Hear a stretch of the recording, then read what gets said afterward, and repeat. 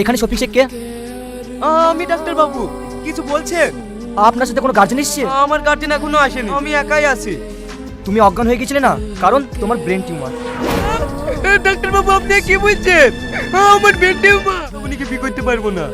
শ্রাবণীর সঙ্গে আমার বিয়ে না দি, রোহনের সঙ্গে বিয়ে দাও। তুই কি পাগল হয়ে গেছিস নাকি? আশেপাশে সবাই জানে তোর সঙ্গে শ্রাবণীর বিয়ে হবে, আর আজ তুই রোহনের সাথে বিয়ে দিতে বলছিস? আর তুই তো শ্রাবণীকে খুব ভালোবাসিস, তাহলে এ কথা বলছিস কেন? দাদু, সেদিন আমি পরে গিয়ে হসপিটালে ভর্তি ছিলাম না। সত্যি কথা বল, তোমার ব্রেন টিউমার। তোর ব্রেন টিউমার হয়েছে আর তুই এত বড় কথা আমাদেরকে লুকাতে পারলি?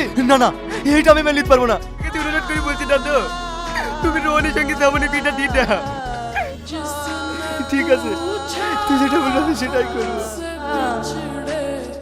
শ্রাবণী, তোমাকে আমি একটা কথা বলতে চাই। তোমার ছোট ভাই রোহনকে বিয়ে করো।